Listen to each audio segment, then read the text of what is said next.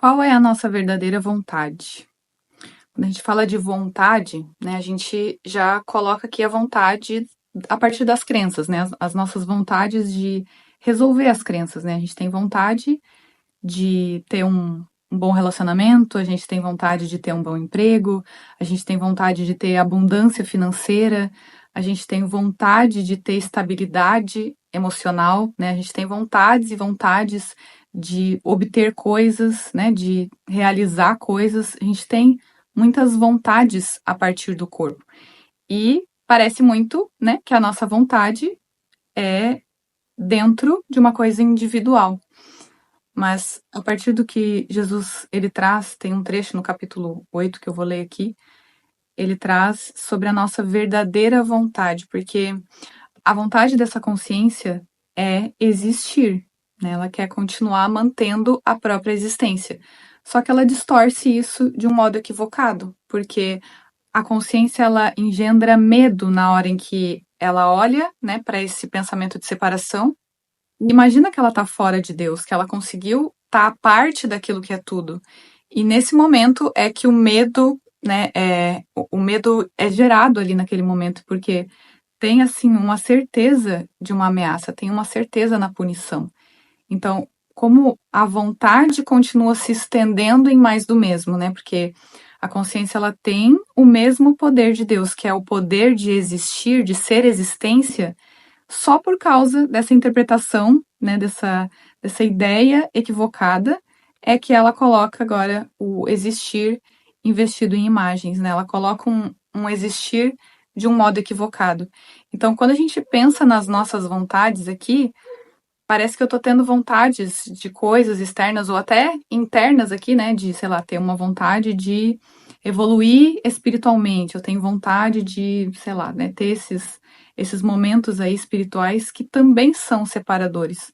Porque eu ainda tô me vendo diferente de Deus, eu ainda tô vendo uma vontade que é a parte de uma coisa espiritual que tá lá em algum outro lugar, e eu aqui tô tendo experiências, né, extrafísicas. Então, tudo isso ainda traz para a consciência aqui a noção de T2, a noção de que eu tô separada de uma coisa que está lá em algum lugar e que é maior do que eu, que é mais poderosa do que eu. Então, o existir ainda está sendo percebido de modo equivocado. E quando a gente fala na vontade, a consciência, a gente não tem vontade realmente de coisas aqui. Porque parece que é muito forte essa vontade, né? Parece que é muito forte a vontade ali das crenças, né? De ir em busca de ficar resolvendo essas crenças, de ficar solucionando aqui no mundo, buscando resolver os problemas aqui, como se isso fosse a minha real vontade, né? Parece muito que isso vai, em algum momento vai chegar uma paz ali. Eu vou resolver isso, aí eu dou um jeito aqui na relação, aí eu dou um jeitinho aqui já no meu trabalho, aí eu dou um jeitinho aqui com essa pessoa, e, né, eu vou tentando dar jeitinhos a partir dessa vontade para receber uma paz que já é minha. É assim, eu já sou a paz, eu já sou o existir completo e imutável, e a consciência fica pensando que ela tá sem, que ela tá fora disso, que ela tá precisando conquistar alguma coisa a mais. É a busca do, assim, tem que ter, eu quero mais alguma coisa, né? Ela e tudo, e aí fica assim, mas eu preciso de mais alguma coisa. Porque esse eu sou, ele não tá sendo reconhecido, ele não tá sendo percebido, ele não tá sendo aceito, né? Porque é isso que a consciência precisa fazer. Ela já está dentro de Deus. Nós já somos o próprio Deus, não tem nada fora para voltar, ou para ir ou para voltar. É esse reconhecimento do eu sou e ponto final. É o Deus que nós somos agora. E aí ele fala, nesse capítulo 8, ele diz assim, ó, quando tiveres aprendido que a tua vontade é a de Deus, não mais poderás ter vontade de ser sem ele, assim como ele não poderia ter vontade de ser sem ti. Isso é liberdade e isso é alegria. Nega isso a ti mesmo e estarás negando a Deus e o seu reino, que ele te criou para isso. Então, quando a gente está tendo vontades aqui, né, individuais, que a gente sabe que por trás daquilo ali tem uma confirmação de crença, a gente precisa não negar essas vontades, né? Trazer aqui para a consciência, sei lá, uma vontade de agradar outra pessoa, sendo que, né, muitas vezes, quantas vezes a gente diz não, aliás, a gente normalmente, né, a gente diz sim quando a gente queria dizer não. Por quê? Porque eu tô ali protegendo um senso de indivíduo, tem um medo, tem alguma coisa que eu penso sobre mim aqui, que eu penso que se eu fizer isso pro outro, eu vou ser aceita, eu vou resolver ali uma crença. Eu não vou ser, eu não vou expor aqui aquilo que eu penso sobre mim. Então, eu, né, mascaro ali, coloco um agradar na frente, então eu agrado essa pessoa, aí fica, parece que tá tudo bem, não tem conflito, né? Porque a gente tá tentando evitar o conflito, sendo que o conflito não são conflitos de relações aqui. O conflito é um conflito de existência, porque quando eu tô aqui querendo agradar para esconder um senso de rejeição, de ser sem valor, que protege o senso de indivíduo, eu tô simplesmente dizendo que tem eu existindo num corpo, eu sou um corpo, e tem um outro corpo lá que pode, né, que é a ameaça. Aí a causa é jogada para o lado de fora, né? A ameaça ela não é mais vista no nível onde ela é onde ela tá, né? Que é a interpretação da crença de estar separado. Isso é que gera o medo. Agora é projetado para o lado de fora, então parece que é aquela pessoa lá que vai me rejeitar, né? É ela que me traz ali uma possibilidade de ataque. E aí a consciência continua reproduzindo incessantemente essas vontades que não é a vontade de não ser rejeitada, não é a vontade de resolver alguma coisa aqui. É a vontade de continuar mantendo o, o existir dela oculto, é como se ficasse o tempo todo só bloqueando a visão do que ela realmente é, colocando o medo na frente, o medo de Deus na frente. E aí ele traz na lição de hoje, na lição 158, hoje aprendo a dar como recebo. Ele fala que a todas as coisas, tudo já foi dado. O existir continua por trás de todas as imagens, né? Por trás de todas as aparências, de todos as formas e limites que essa consciência inventou, a vida está ali, né? A vida não está dentro da imagem, é como se a vida não está aqui, a vida não está no corpo, nessas coisas, né, nas movimentações. A vida está ali porque é simplesmente o que é e que não tem forma. É esse lugar onde ele convida a gente a ir para a experiência que é além das palavras, que não tem descrição, não tem uma coisa que a gente coloca assim, ah, Deus é isso aqui. É um estado só de simplesmente isso é. E é isso que ele diz que é dar como recebo. Porque a consciência, ontem a gente foi convidado nessa experiência, né, desse eu sou, de aceitar a experiência de simplesmente ser o que é, e aí aceitando isso é o dar como recebo, porque a todas as imagens eu vou dar só isso, é só isso que pode ser dado.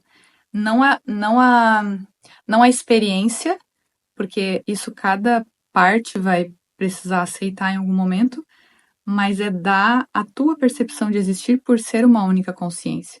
E aí o que ele fala, né? Ele diz assim,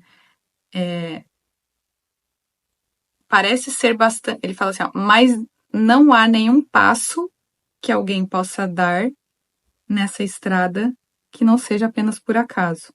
Esse passo já foi dado por ele, embora ele ainda não tenha embarcado nisso.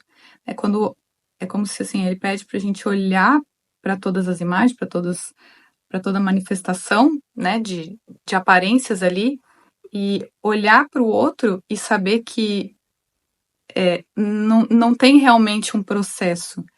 É por isso que ele fala do paradoxo, né, do paradoxo da escolha, porque ele diz, esse mundo ele já chegou ao fim, tudo já não teve, durou, ele fala, né, foi nem um tic-tac, assim, do instante em que surgiu o que seria a louca diminuta ideia, e simplesmente isso não teve nada no seu nada, não teve nenhum significado, isso nunca foi possível, né? Ele sempre fala, e separação não aconteceu, o ego não existe, é uma ilusão, não tá lá.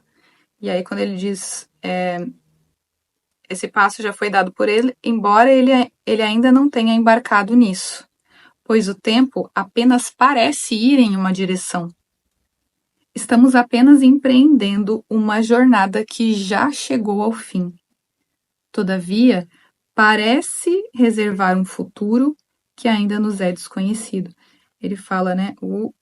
Parece que é um desconhecido, porque a consciência ela está caminhando nesse processo de estabelecer a fé, né? Porque a gente vai dando esses passos da fé aqui, de tirar a fé da crença e colocar a fé em Deus. Então parece que há um processo, porque a consciência ela se viciou muito, né, nessa atração da culpa. Ela reencenou isso muitas vezes. Então, a nossa atração para achar que a gente tem uma outra vontade, né, para a gente achar que tem como existir dentro de um corpo, ela é muito forte ainda.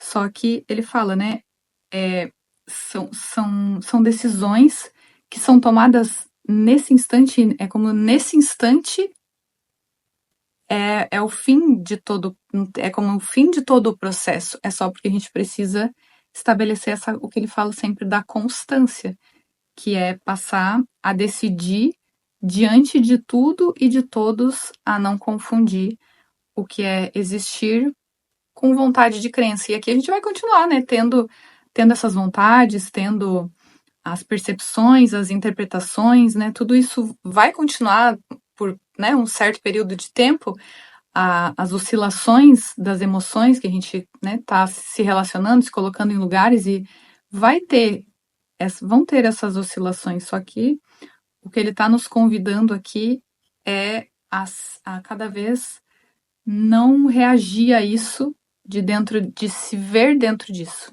Não, é como se fosse assim, vem o negócio e a resposta a isso, né, é isso que as lições vão desenvolvendo aqui. É que a gente responda às interpretações, às sensações, a tudo cada vez mais rápido, assim, ó. Não sou isso, eu sou a totalidade, eu sou como Deus me criou. Eu sou isso que é sem palavras, né? É uma resposta sem palavras. No início a gente vai, né, muitas vezes tendo uma fala mental assim, pelo treinamento, mas é cada vez mais essa experiência de simplesmente isso é a visão de como Deus olha para a ilusão não tá, então não tem. Então só tem Deus, então isso aqui só não é. Então é essa experiência que ele convida e que isso vai ser dado a todos, né? Isso não vai ser uma experiência à parte, mas é reconhecer que todos já são isso que eu estou aceitando nesse instante. É isso então, a gente se vê no próximo vídeo. Um beijo e tchau!